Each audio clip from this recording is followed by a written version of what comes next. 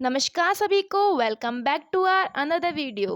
आज हम स्टार्ट कर रहे हैं MHI 105 के यूनिट नंबर 5, जिसका नाम है उपमहाद्वीपीय कृषक और पशुपालक समुदाय, प्रारंभ से प्रथम सहस्त्राब्दी BC के मध्य का पुरातात्विक और भौगोलिक अध्ययन।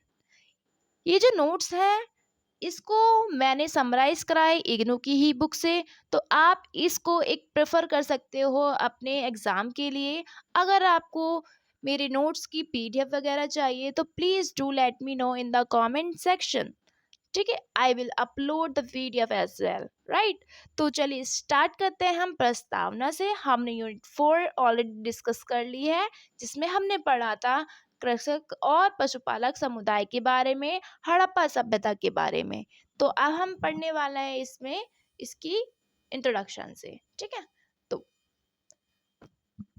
तो जो भारतीय उपमहाद्वीप है, ठीक है, उसमें क्या है, दो तरह के समुदाय देखने को मिलते हैं, एक कृषक समुदाय, एक पशुपालक समुदाय। ठीक है, और इसको समझना, इसके सांस्कृतिक रूप को समझना थोड़ा जटिल है।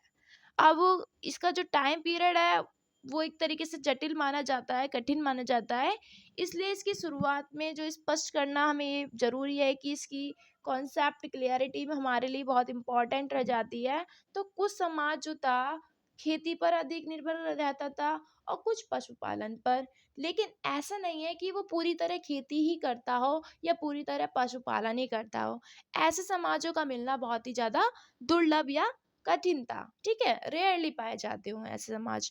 जब हमारी हड़प्पा सभ्यता का स्टार्टिंग और एंडिंग होती है, तो उस टाइम पे हमें दो तरीके के पता चलता है कि नगरीकरण का विस्तार हुआ हड़प्पा सभ्यता में। ठीक है, अब जब इसका पतन हो जाता है उसके बाद में जो टाइम पीरियड आता है 600 BC के आसपास का, उसके बाद में नए शहरों का बनना स्टार्ट हो जाता है दोबारा से, क्योंकि हड़प्पा सभ्यता के बाद कई सालों तक कोई भी नगर निर्माण नहीं हुआ या कोई भी शहर नगरीकरण नहीं हुआ।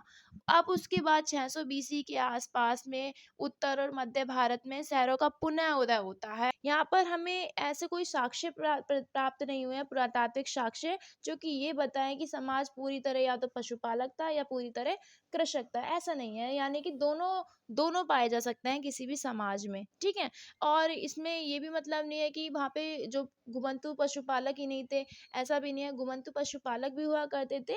बट उनके कोई स्थायी वो निवास नहीं मिलते हैं कि वो कहीं सेटलमेंट होकर के रहा करते होंगे।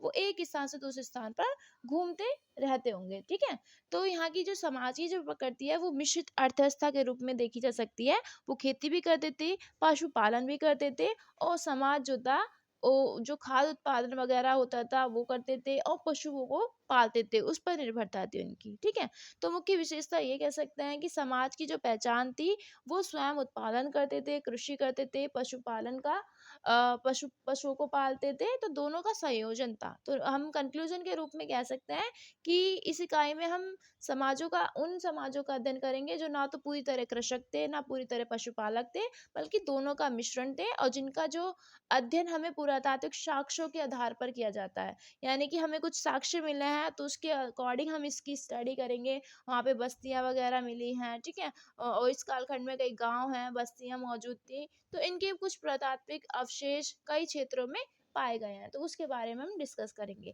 अब इसी का नेक्स्ट टॉपिक आता है, नेक्स्ट पॉइंट में, भौगोलिक विस्तार। तो इन क्षेत्रों का विस्तार है कहाँ कहाँ हुआ। एक तो हमने ऑलरेडी डिस्कस कर लिया हड़प्पा सभ्यता के बारे में। अब और भी जो क्षेत्र थे, जैसे कि हमारा उत्तर पश्चिमी सीमांत है, और कश्मीर वाला पार्ट है, और गंगा घाटी का मैदान है, उत्तर पूर्वी भारत है, विंध्य पर्वत से लेकर के मालवा, महाराष्ट्र और प्रायद्वीपीय भारत तक, ये सारा भौगोलिक विस्तार देखने को मिल जाता है। जब आप बात करते हैं भौगोलिक विस्तार की, तो इसमें जो पुरातात्विक स्रोत हमें उपलब्ध है, तो वहाँ पे हमें समाज के बारे में पता चलता है, वहाँ की संस्कृतियों के बारे में पता चलता है, और इनकी पहचान किससे होती है कि वहाँ पर जो पुरातात्विक स्रोत पाए गए हैं, वहाँ की तकनीकी यूज़ कैसे होती थी, उपकरण वगैरह जो मिले हैं, वहाँ पे भोजन की जो सामग्री के साक्ष्य जो मिले हैं, अवशेष जो मिले हैं, वहाँ पर कौन सा अनाज उगाया जाता था उसके साक्ष्य मिले हैं, कौन से पशु, पालतू पशु होते थे या फिर जानवरों का शिकार वगैरह करते थे, इन सब साक्ष्यों के आधार पर हम वहाँ के समाज की पहचान करते हैं। वहाँ पर एक इम्पोर्टेंट रोल हो जाता है मिट्टी के बर्तनों का। मिट्टी के बर्तन भी एक महत्वपूर्ण रोल निभाते हैं, क्योंकि खुदाई में बहुत अधिक संख्या में मिट्टी के बर्तन मिले हैं और ये भारी मात्रा में मिले हैं, यानी कि अधिक मात्रा में। और ये मिट्टी के बर्तन जो है अलग अलग अपनी पहचान रखते हैं, अलग अलग संस्कृतियों की पहचानने में मदद करते हैं, क्योंकि एक जैसे बर्तन एक ही संस्कृति के नहीं हो सकते, अलग अलग संस्कृति के भी हो सकते हैं।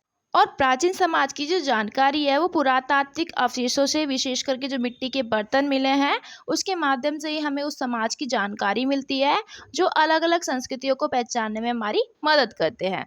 और हमने पुरातात्विक संस्कृतियों का नामकरण कई आधारों पर किया है, जैसे उस जगह के नाम पर भी किया है जहाँ पर वो सबसे पहले पाई गई हो, जैसे कि आहड़ है, नरहर है, जोरबे है, कायत है। ये कुछ उदाहरण है। या तो उस क्षेत्र पर उस क्षेत्र के नाम पर है जिसमें ये संस्कृति फैली थी, जैसे कि मालवा संस्कृति है। मालवा संस्कृति का जो नामकरण है वो मालवा के स्थान पर पाए जाने से हुआ है, ठीक है। बट ऐसा नहीं है कि वो मालवा पर ही फैली हो, वो मालवा के अतिरिक्त भी महाराष्ट्र में भी फैली हो सकती है, ठीक है। तो ऐसा नहीं है कि वो लिमिट हो उस क्षेत्र की, वो और भी जगह तक फैली हो सकती है, बट हमने उसका नामकरण उस आधार पर किया है क्योंकि वो या तो उधर सबसे पहले पाई गई होगी या फिर वहाँ पर वो संस्कृति सबसे ज़्यादा क्षेत्र में फैली होगी, ठीक है। और तीसरा हमने बांटा है मध्यभांड के आधार पर कि जो वहाँ के बर्तन मिले हैं मिट्टी के, तो वो उस संस्कृति की विशेषता बताते हैं, ठीक है। जैसे कि यहाँ पर है चित्रित धूसर मध्यभांड, जिसको बोलते हैं PGW पेंटेड ग्रे वेयर, और दूसरे हैं गेरुवर्णी मध्यभांड जिसे बोलते हैं OCP, ठीक है। तो ये कुछ ऐसी ही संस्कृतियाँ हैं जिनमें जो हमने इनको नाम के आधार पर डिवाइड कर दिया है। तो हमें ऐसा नहीं मानना चाहिए कि जो संस्कृतियाँ हैं वो केवल उस क्षेत्र तक ही सीमित है जिसका हमने नाम रख दिया है। जैसे हमने ऑलरेडी अभी बताया कि जो मालवा संस्कृति है, ऐसा नहीं है वो मालवा तक ही सीमित थी, वो महाराष्ट्र में भी पाई गई है। तो संस्कृति जो है विस्तार हो सकता है, बट हमने एक नामकरण कर दिया है कि हाँ इस संस्कृति का नाम ये है। जैसे कि हड़प्पा संस्कृति है, ठीक है। अब ऐसा तो थोड़ी है वो हड़प्पा तक ही सीमित थी, वो और भी क्षेत्रों तक फैली हुई थी, पूरा नॉर्थ साइड में पाकिस्तान, अफगानिस्तान के कुछ इलाके, ठीक है, में फैली हुई है। तो बस नामकरण हमने इसलिए कर दिया क्योंकि वो सबसे पहले वहां पर पाई गई थी, ठीक है। और जहाँ तक मृदभांड के आधार पर नामांकित संस्कृतियों का सवाल है, तो उनके बारे में हमें ये नहीं समझना चाहिए कि वो सिर्फ उसी प्रकार के बर्तनों का निर्माण और यूज़ करने वाला समाज था। उदाहरण के लिए जो PGW वाले हैं वो केवल उस टाइम पे जो ऊपरी गंगा घाटी की जो मैदान थे वहाँ पर लोक युग संस्कृति से जुड़े हुए थे वो भी। लेकिन ऐसा नहीं है कि सारा के सारे मध्यभांड PGW वाले हों, वो केवल 15% से भी कम थे। इसके साथ अन्य बर्तन भी मिले हैं जैसे कि black and red ware, black and slipped ware and fine red slipped ware, coarse red ware. फिर भी इनका नाम हमने PGW पर रखा क्योंकि जो PGW है वो अपने में एक विशेष क्वालिटी रखते हैं, ठीक है। तो इनका नाम पर हमने पूरी सांस्कृतिक चरण का नामकरण इसलिए किया है क्योंकि ये संस्कृति का विशिष्ट मृदभांड है, विशेष प्रकार के मृदभांड है पूरी संस्कृति के, इसलिए बस हमने क्या कह दिया है PGW संस्कृति वाले मृदभांड, ठीक है। अब आता है सेकंड वाले जो हम बोलते हैं BRW black and red where वाले। इसमें हम कह सकते हैं ये जो श्याम रक्तवर्णी मृदभांड बोलते हैं, ये बंगाल, बिहार, गंगा यमुना दोआ, ऊपरी गंगा के मैदान, ये यहाँ इसके आधार पर इसका नामकरण किया गया है, ठीक है। बट ऐसा नहीं है कि मृदभांड यहीं तक सीमित हो, वो पूरे अलग अलग इलाकों में फैले हुए थे, जैसे कि राजस्थान है, मालवा है, महाराष्ट्र है, प्रायद्वीपीय भारत है, यहाँ पर इनकी मात्रा अधिक पाई जाती है इन मृदभांडों की। तो इसका अर्थ हम ये नहीं है कि मृदभांड का उपयोग केवल कुछ ही लोग करते होंगे या कुछ ही सीमित जगहों पर ही होता होगा जहाँ पर वो पाए गए हैं, ऐसा नहीं है। वहाँ के जो BRW का उपयोग करने वाले जो भी समाज हैं एक ही संस्कृति के नहीं थे, अलग अलग क्षेत्रों से में अलग अलग प्रकार के जो बर्तन है, आकार है, डिज़ाइन है, उनका कार्यक्रम अलग अलग हो सकता है। यानी कि मान लो एक टाइप के बर्तन मिले हैं हमें इस जगह से, तो वो ज़रूरी नहीं है कि वो दूसरी जगह नहीं पाए जा सकते, वो दूसरी जगह पर पाए जा सकते हैं, उनका टाइम पीरियड भी अलग हो सकता है। और उस टाइम पे कुछ ऐसी संस्कृतियाँ भी थी जो हड़प्पा सभ्यता से पहले मौजूद थी, और हड़प्पा सभ्यता आने के बाद भी, हड़प्पा सभ्यता के समय भी उनके समकालीन भी थी, और उसके पतन के बाद भी वो फलती फूलती रही थी।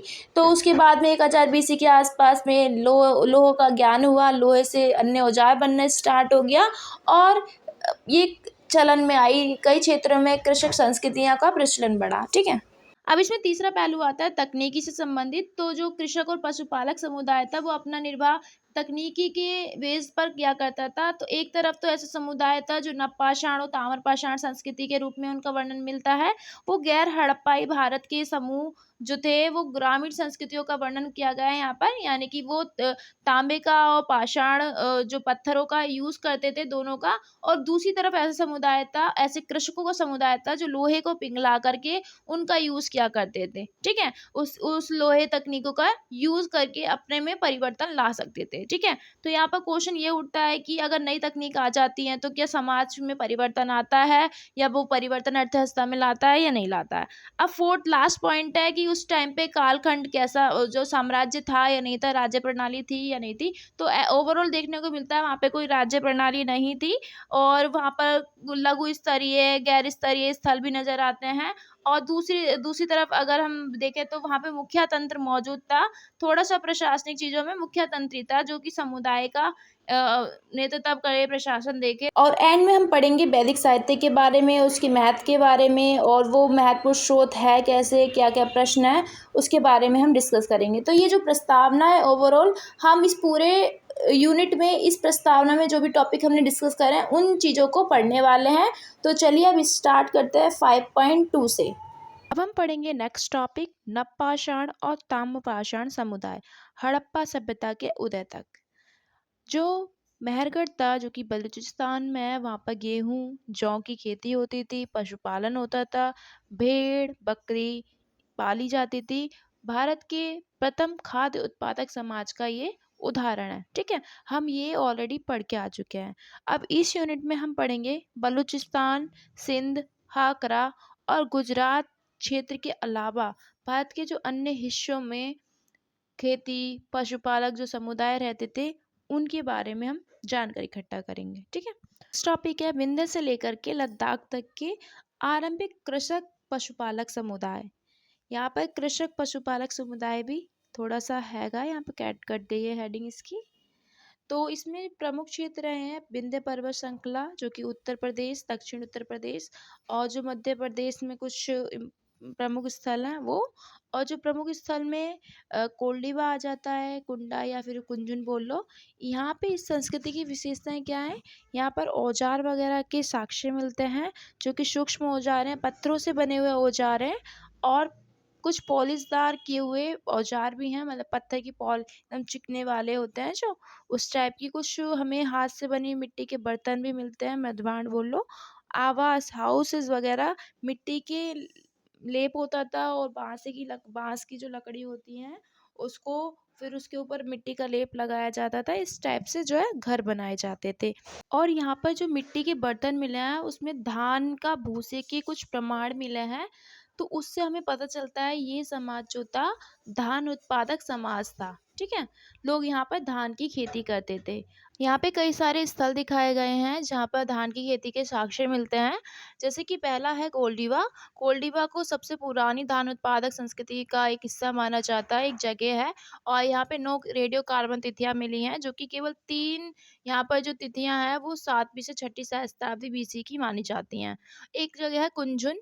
कुंजुन सेकंड के प्रमाण दर्शाते हैं कि वो 4वीं सहस्त्राब्दी बीसी के आसपास तक का समाज जो था वहाँ पर स्थापित हो चुका था। इस प्रकार का समाज यहाँ पर फैल चुका था, और धान उत्पादन का विस्तार हो रहा था अलग अलग क्षेत्रों में। जैसे कि उत्तर प्रदेश में एक लौरा देव है, संतागढ़ है, वहाँ पे खुदाई हुई है, तो वहाँ से पता चला है कि वहाँ पे धान उत्पादन के साक्ष्य भी मिले हैं। तो ये धान उत्पादन जो होता था वो विंध्या से क्षेत्र से गंगा के मैदानों तक पूरा फैला हुआ था। अब कुछ हमें मिट्टी के पोएट्री वगैरह जो होते हैं, पोट्री वो भी दिखते हैं और उसमें कुछ विशेषताएँ वगैरह भी देख लेते हैं। तो एक तो CRW होते थे क्रॉस रेड वेयर, और एक होते थे BRW black and red where. तो स्थूल लाल मधुबाण और काला लाल मधुबाण, ठीक है। तो इसकी विशेषताएं होती थी, इसके ऊपर ना रस्सी के निशान बनाए जाते थे, ये इसकी एक मुख्य विशेषता थी। तो धान के प्रमाण में हमें ये पता चलता है कि इस स्तर से जो फसली धान होती थी, कल्टीवेटेड राइस के दाने मिले हैं यहाँ पर, यानी कि कुछ साक्ष्य मिला है खुदाई के दौरान जो भी है वहाँ पे।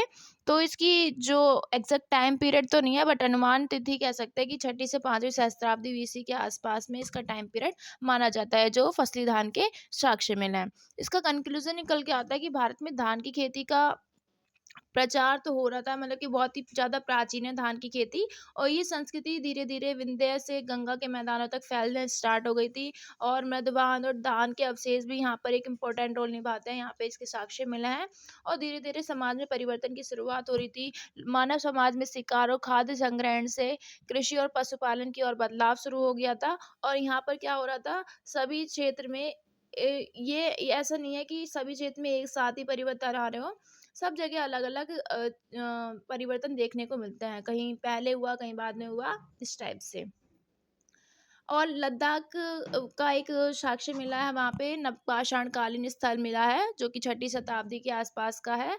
दूसरा स्थल 1000 BC के आसपास का है। दूसरा क्षेत्र है जैसे राजस्थान है, वहाँ पर कुछ स्थल हैं, डीडवाना है, लूड़करण सर है और सांभर झील है। यहाँ से कुछ साक्ष्य प्राप्त हुए हैं अन्य रज के। तो यहाँ पर काठ कोयला वगैरह भी, टूटी जो लकड़ी के कोयले जो होते हैं वो भी मिले हैं। तो वो 7000 BC के आसपास का उसका टाइम पीरियड है। तो यहाँ पर इससे ये नज़र आता है कि यहाँ पर जंगलों की सफाई करके खेती स्टार्ट हो गई होगी, ये थोड़े संकेत मिलते हैं, लेकिन इसकी पुष्टि पूरी तरीके से नहीं हो पाती है। तो ये यहाँ पे जो लोग थे धीरे-धीरे स्थायी जीवन की ओर बढ़ रहे थे, और भारत में कृषि की शुरुआत एक जगह पर मतलब कि एक ही टाइम पर सब जगह नहीं हुई है, अलग-अलग क्षेत्रों में अलग-अलग समय पर खेती की स्टार्टिंग हुई है। तो शिकार संग्रह से कृषि में बदलाव आया, एक धीमी प्रक्रिया थी, क्षेत्रीय प्रक्रिया भी थी। लद्दाख से विंध्य तक के साक्ष्य बताते हैं कि बदलाव एक साथ नहीं हुआ था, बल्कि अलग-अलग जगहों पर अलग-अलग समय में हुआ था। अब हमारा नेक्स्ट टॉपिक है उत्तर पश्चिम का नवपाषाण क्षितिज और राजस्थान की ताम्रपाषाण संस्कृतियां। तो इसका समय विस्तार देख लेते हैं। लगभग 3000 BC के बाद में कई सारी संस्कृतियां स्पष्ट रूप से दिखाई देने लगी थी, और अगले 1000 वर्षों तक इनका विकास होता रहा। और ये क्षेत्र थे उत्तर पश्चिमी उच्च भूमि, पाकिस्तान की निम्न भूमि, कश्मीर घाटी, राजस्थान के मैदान, प्रायद्वीपीय भारत। तो इन सब जगह पे नई संस्कृतियां देखने को मिल जाती हैं, ठीक है। और इसमें कुछ विशेषताएं भी देखने मिलती है। तो पहले स्टार्ट करते हैं हम उत्तर पश्चिम से। तो जो पहाड़ियों से भरे जो उत्तर पाकिस्तान में ऐसे स्थल दिख जाएंगे जहाँ पर भौगोलिक जो वितरण था पूरा पेशावर चित्राल के बीच के इलाकों में देखा जा सकता है। कश्मीर के मामलों में एक तरफ तो बारामूला था, और अनंतनाग के बीच में कई सारी घाटी क्षेत्र थे। ये स्थल जो थे व्यापक रूप से फैले हुए दिख जाते हैं चारों तरफ। दूसरी तरफ श्रीनगर है, श्रीनगर की तरफ भी फैले हुए दिख जाते हैं। तो ये भिन्न भिन्न संस्कृतियां थी, और परंतु देखो अलग अलग संस्कृतियां हैं, लेकिन इनमें कुछ ना कुछ समानताएं भी यहाँ पर देखने को मिल जाती हैं। तो अलग अलग सांस्कृतिक परंपराएं हैं, व्यापक रूप से फैली हुई हैं, बट कुछ ना कुछ इसमें सिमिलैरिटी दिखती है। इनके आरंभिक जो जो सांस्कृतिक चरण थे, जैसे कि पाकिस्तान की जो स्वात घाटी है, उसमें एक घाली गई गुफाएं हैं जो कि चरण 1 से लेकर के 3rd तक है, और एक गुफराल है, ठीक है, जो कश्मीर में है। और यहाँ पे जो कश्मीर में एक जगह है बुर्ज होम, वहाँ पर जैसे कि और गुफकराल है कश्मीर में। तो वहाँ पर धातु वगैरह का इतना साक्ष्य नहीं मिलते, वो नवपाषाण स्थल माने जाते हैं। और इसकी जो विशेषता थी कि वो पत्थरों के औजार वगैरह, अस्थि के औजार वगैरह बनाते थे। और कश्मीर में मधभांड वगैरह ज़्यादा नहीं प्राप्त हुए हैं, लेकिन अगर घाला गई गुफा की बात करें तो वहाँ पर ही शुरुआत ही मिट्टी के बर्तनों से हुई थी। हाथ से मिट्टी के बर्तन बनाए जाते थे। अगर हम कश्मीर घाटी की डिटेल में बात करें तो इसमें बताया गया है कि कश्मीर में लोग पहले कैसे रहते थे। वहाँ का आवास स्थल के बारे में डिस्क्राइब करा गया है कि यहाँ के जो लोग थे ज़मीन के अंदर को मौसम से बचने के लिए, क्योंकि कश्मीर का इलाका ठंडा रहता था, तो उसको ठंड से बचने के लिए जब सर्दी आती थी तो अब ज़मीन के नीचे वो अपने रहने की व्यवस्था करते थे, क्योंकि नीचे का ऊपर के मुकाबले जो जो नीचे की सतह है वो ज़्यादा गर्म रहती है ऊपर के मुकाबले, तो इसलिए ठंडों में वो गर्मी प्रदान करने के लिए गर्म, ठीक है, तो वो जमीन के नीचे अपना घर बनाते थे। ऐसे गुफ कराल जो हमने ऑलरेडी बताया, बुर्ज होम है, वहाँ पर गर्त ग्रह इन्हें पिट ड्वेलिंग बोलते थे। इसके अंदर से गर्म रखने के लिए यहाँ पर अंगीठी वगैरह का यूज किया जाता था। और यहाँ पर हमें कुछ हड्डी के साक्ष्य मिले हैं, जानवरों की हड्डियों के साक्ष्य मिले हैं, और लकड़ी लकड़ी के साक्ष्य मिल जले हुए चीज़ों के साक्ष्य मिले हैं। और यहाँ पर क्या करते थे, लकड़ी के चारों तरफ पिलर बांध देते थे और ऊपर से छत वगैरह बना देते थे, इसे छत से ढका जाता था। भंडारण के लिए गड्ढों का यूज किया जाता था, गड्ढों के अंदर से पशु की हड्डियां वगैरह मिली हैं, पत्थर और हड्डियों से बने औजार मिले हैं, गेहूं जौ दाल की खेती, इनके साथ साथ भेड़ बकरी मवेशी और मुर्गी भी पाले जाते थे। और जंगली जानवर जैसे कि आइबैक्स है, इसे जंगली बकरा या साकिन भी बोलते हैं, हिरण भेड़िया भालू, इन सब की हड्डियां पाई गई हैं। तो इससे पता चलता है वो पशुपालन भी क्या करते थे, जमीन के अंदर ही रहा करते थे। और कृषि शिकार वगैरह भी किया करते थे, और कृषि से संबंधित बहुत सारी गतिविधियां भी यहाँ पर होती थी। तो ये बात हो रही है हमारी कश्मीर घाटी के बारे में, कि कश्मीर में क्या क्या होता था। ठीक है, अब बात करते हैं राजस्थान की ताम्रपाषाण संस्कृति की। राजस्थान में दो तरह की संस्कृतियां थी, जो कि एक उत्तर पूर्वी हिस्से में फैली हुई थी, गणेश्वर जोधपुरा संस्कृति, और दूसरी थी दक्षिण पूर्वी क्षेत्र में आहट संस्कृति।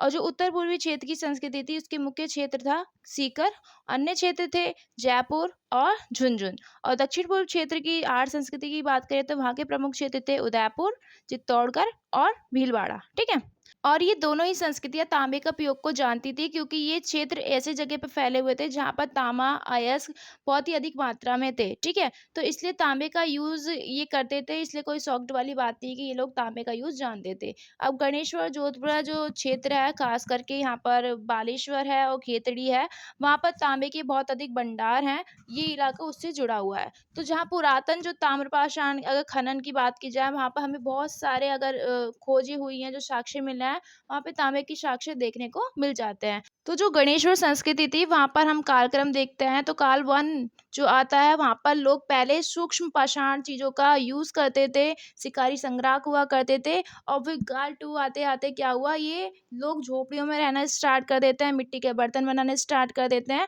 ठीक है, फिर बाद में और ये नई तकनीकों का यूज करके जो छोटे छोटे जो पत्थरों के औजार के साथ साथ वो एरो, मछली के कांटे, ये चीजें भी बनाने लगते हैं, और तांबे की वस्तुओं का उपयोग भी इसमें शामिल हो जाता है। अब जब काल थर्ड आता है, तो वो बड़ी मात्रा में अब तांबे की वस्तुएं बनाना स्टार्ट कर देते हैं, चाहे वो छल्ले छल्ले हों, चूड़ियाँ हों, भाले हों, भाले की जो नोक होती है, छैनी हो, ये सारी चीजें काल थर्ड में पाई जाने लगी। तो ऐसा है कि काल वन कनेक्टेड है काल टू से, टू फिर थ्री ऐसे करके, क्योंकि धीरे धीरे डेवलपमेंट हो रहा है, तो एक एक स्थान से मतलब कि अपने में थोड़ा सा चेंजेस लाए जा रहे हैं लोग। ठीक है, तो हमें ऐसा लगता है ये इतनी सारी जो वस्तुएं हैं, वो उन्होंने गणेश्वर जो लोग हैं, उन्होंने अकेले ही नहीं बनाई होगी, क्योंकि ये एक छोटी सी 3 से 4 एकड़ की एक छोटी सी बस्ती थी।